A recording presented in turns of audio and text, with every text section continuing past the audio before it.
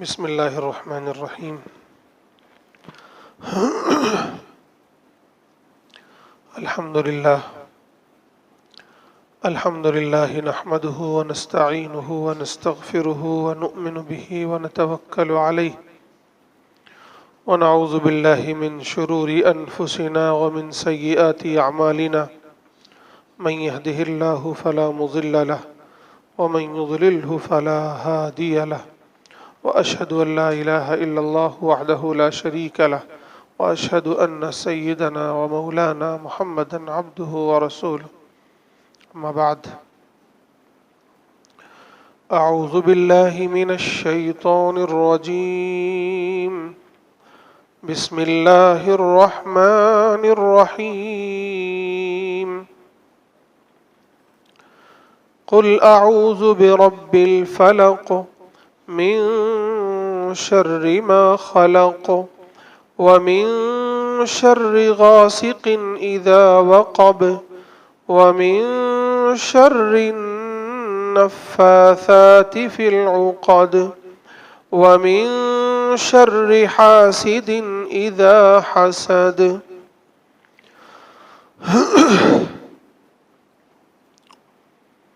محترم بھائی اور بزرگوں، آج ہم لوگ سورۃ الفلق کا مطالعہ کریں گے۔ سورۃ الفلق اور سورۃ الناس یہ دو سورتیں ہیں جو قرآن مجید میں سب سے اخیر میں نقل کی گئی ہیں۔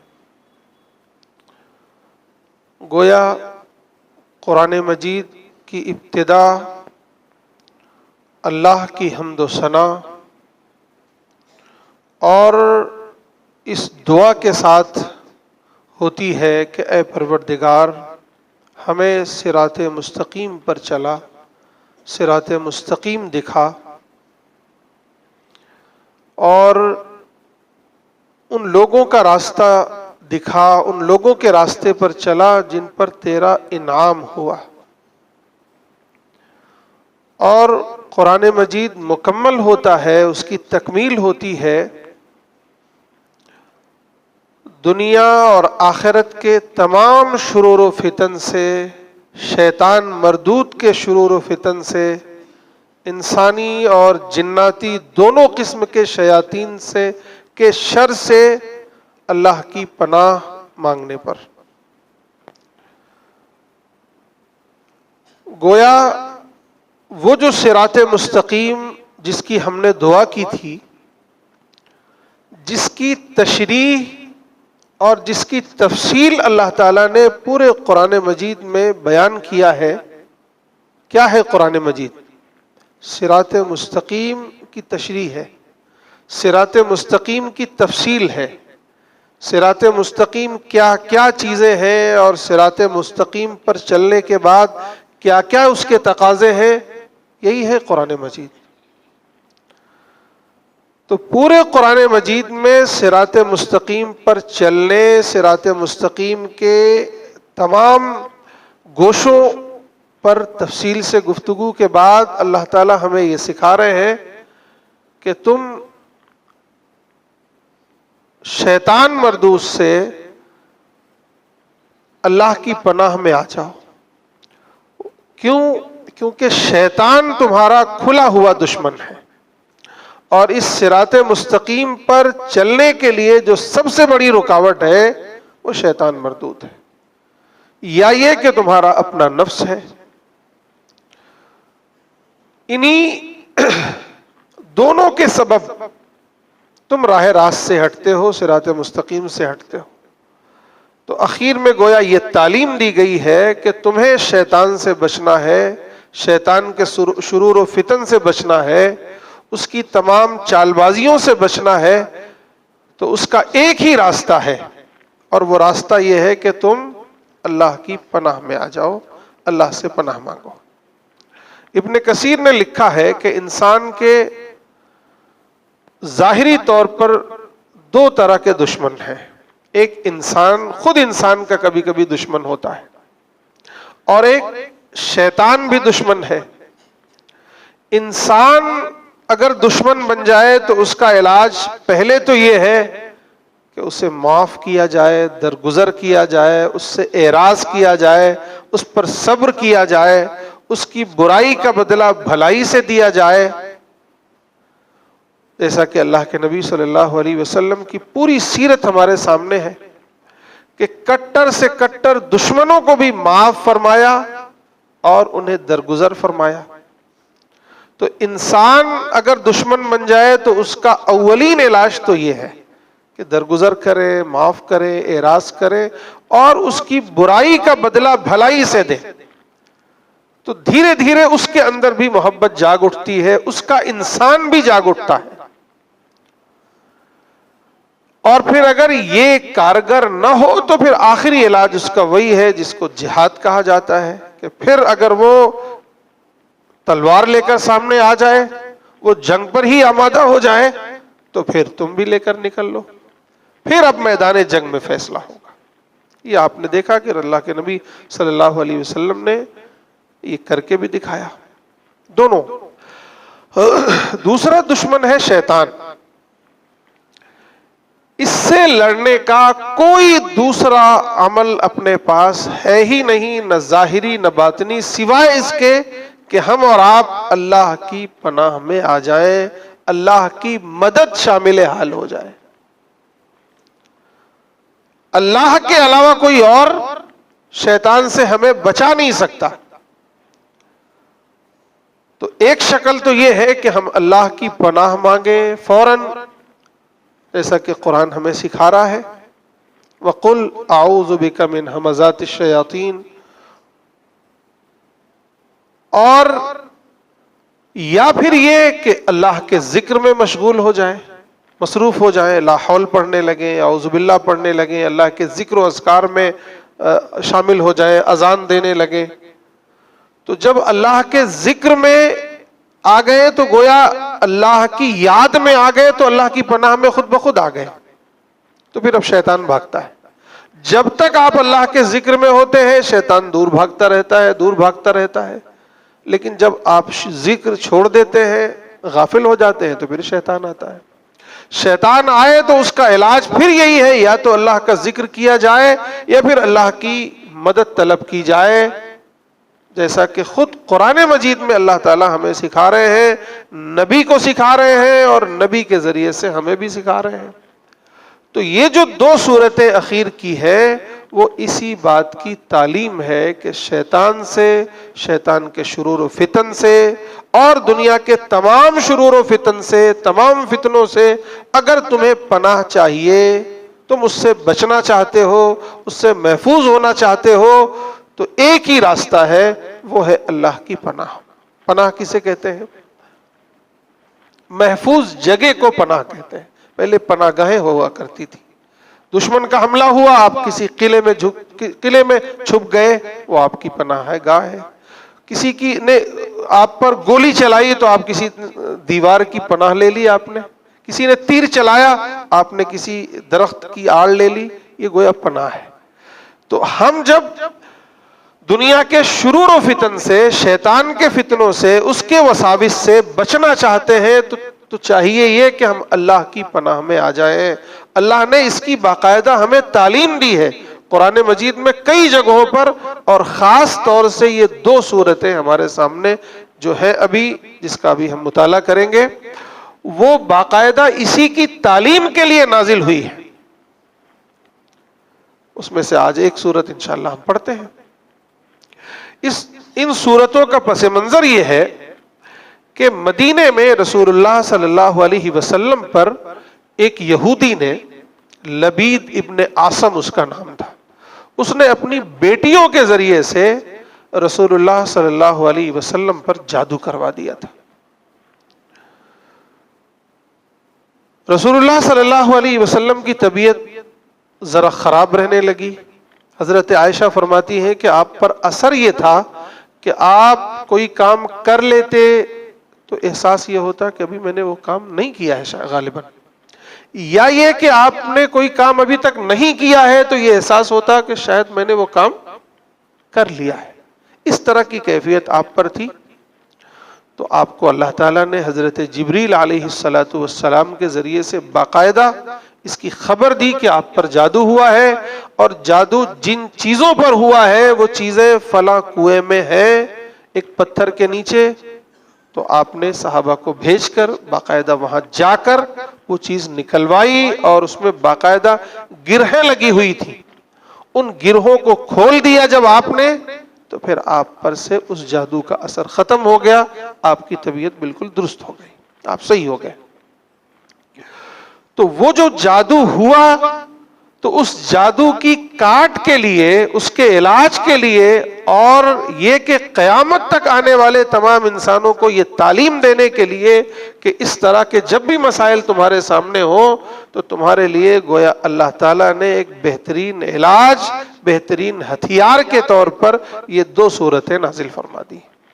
آپ صلی اللہ علیہ وسلم پر جب یہ سورتیں نازل ہوئی تو آپ وہ گرہیں کھولتے جاتے اور یہ آیتیں پڑھتے جاتے.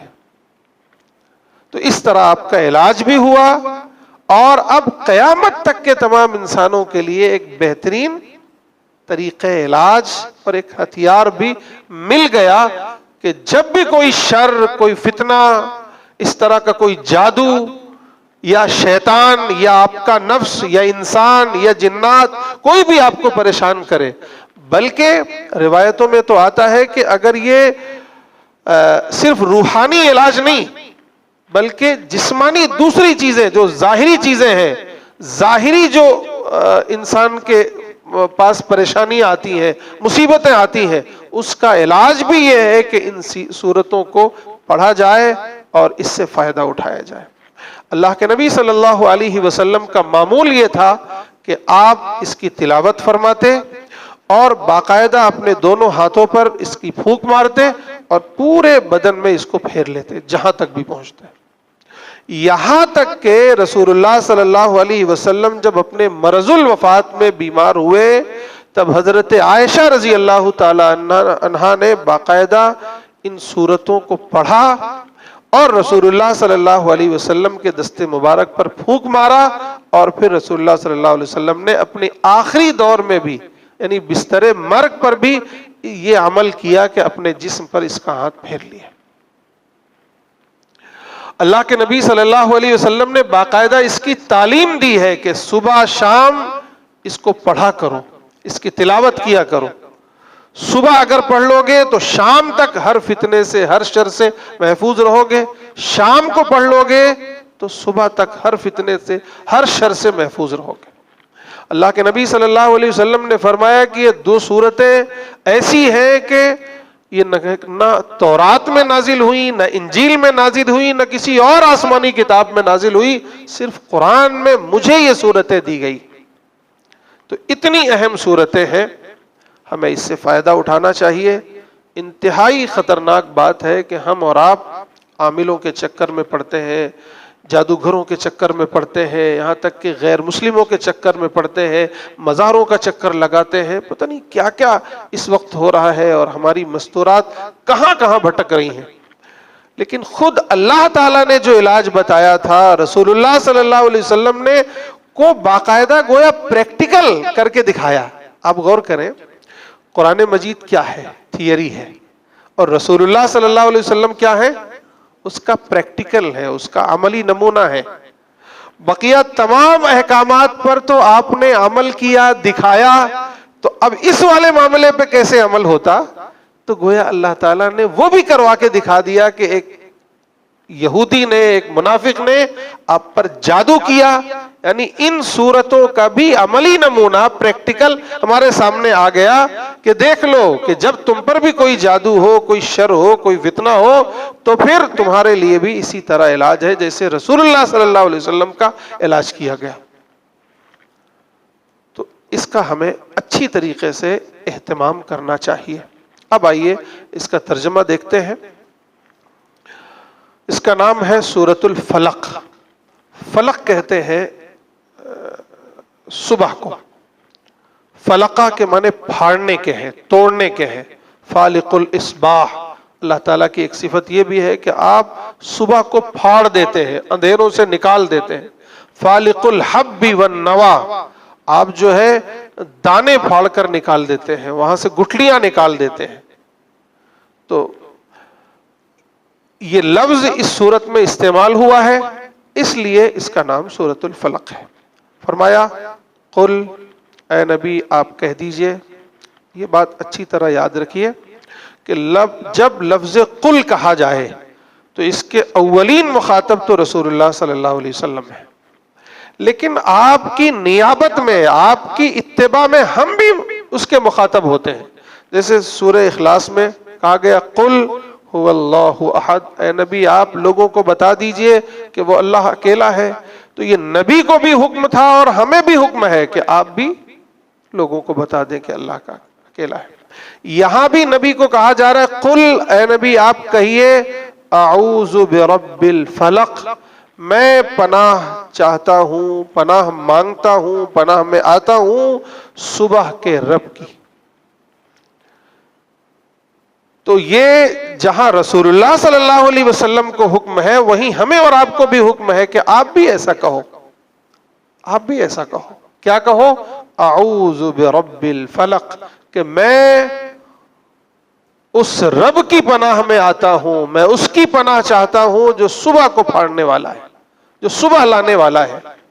جس طرح اندھیروں کے بعد، گھٹا ٹوپ اندھیروں کے بعد اللہ تعالیٰ صبح نمودار کرتے ہیں، صبح کو پھاڑ کر لے آتے ہیں.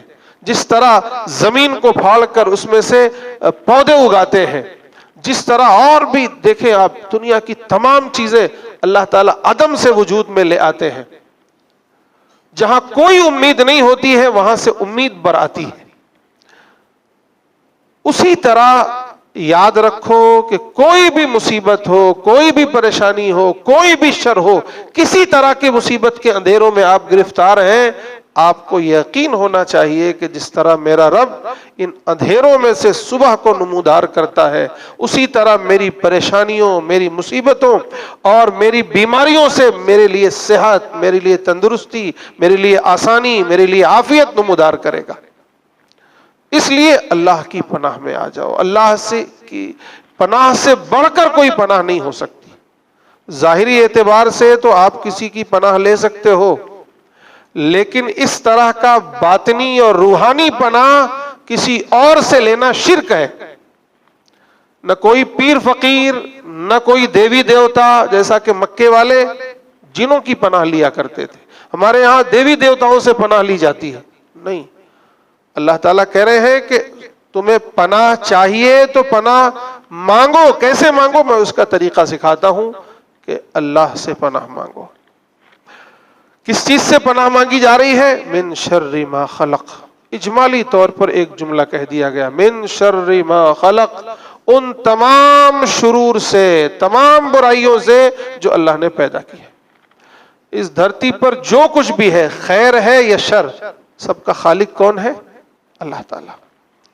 تو اللہ کہہ دیا گیا کہ اے رسول آپ کہیے، آپ یہ پناہ مانگیے کہ میں صبح کے رب کی پناہ چاہتا ہوں ہر شر سے جو اس نے پیدا کیا ہے، ہر شر سے، چھوٹا ہو یا بڑا.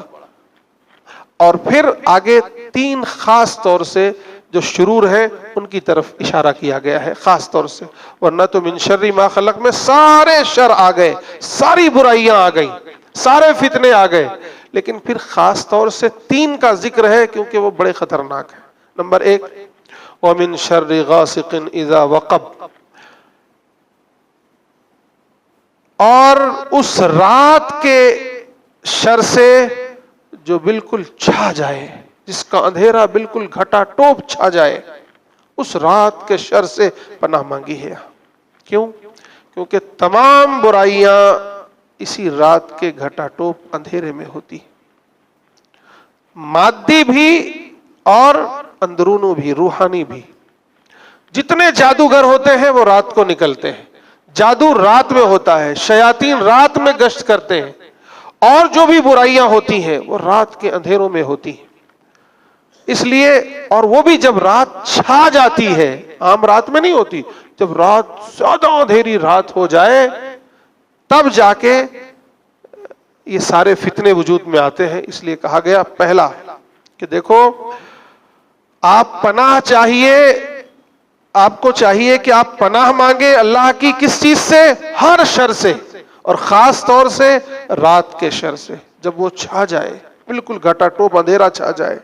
پھر دوسری چیز وَمِن شَرِّ النَّفَّاثَاتِ فِي الْعُقَدِ، اور ان کے شر سے جو گرہ میں جو گانٹھ مارتے ہیں نا، گانٹھ جس کو بولتے ہیں گرہ، تو رسول اللہ صلی اللہ علیہ وسلم پر جو جادو کیا گیا تھا اس میں گرہیں لگائی گئی تھی، گانٹھ باندھی گئی تھی۔ تو نفاثاتی عورتوں کی صفت لائی گئی ہے کہ وہ جو گرہوں میں پھونک مارنے والی ہیں، مارنے والیاں ہیں، ان کے شر سے۔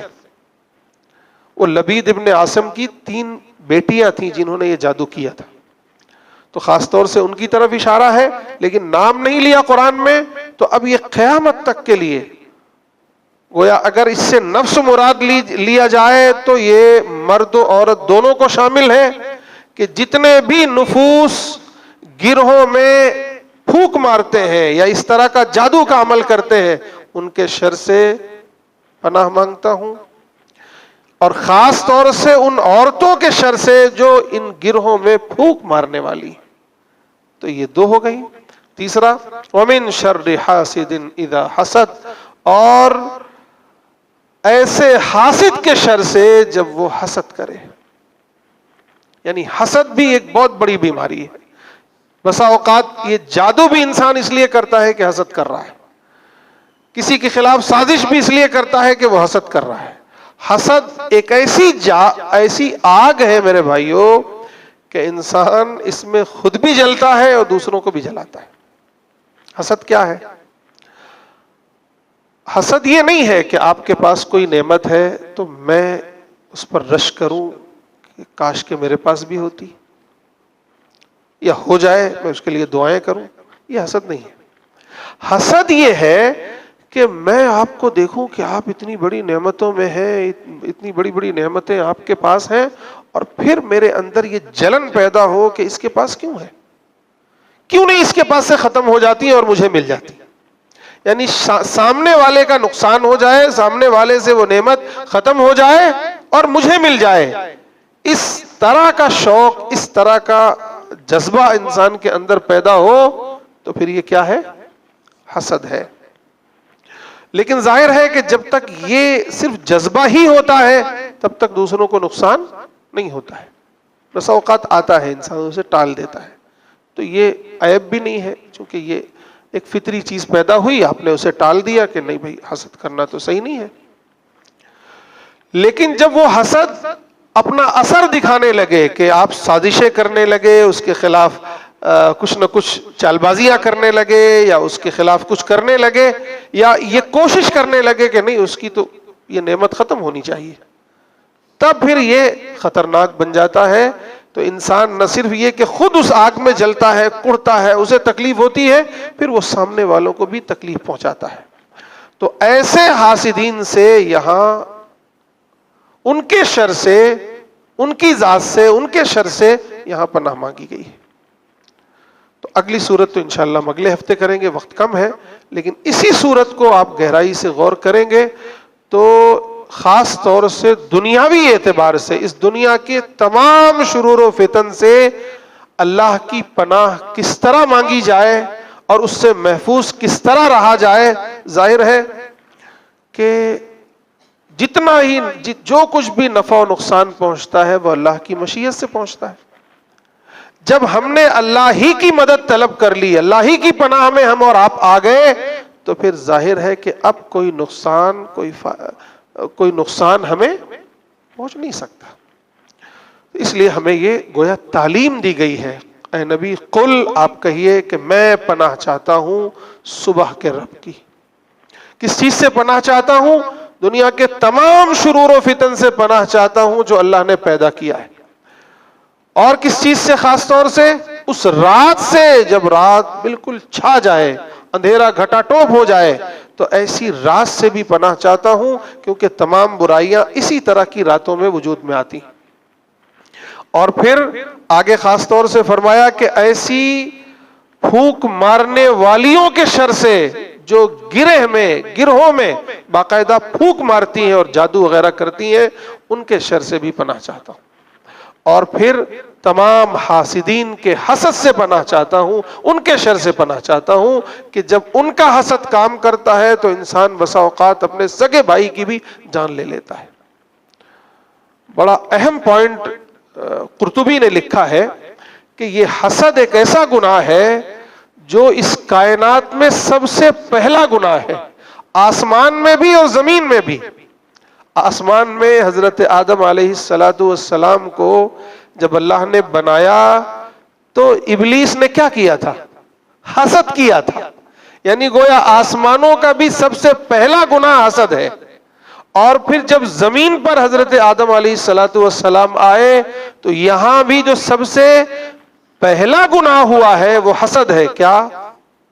قابیل نے حابیل پر حسد کیا، اور یہ تو گویا یہ تمام برائیوں کی جڑ ہے، بنیاد ہے، یہاں سے پھر وہ ساری چیزیں شروع ہوتی ہیں۔ پھر قابیل نے کیا کیا؟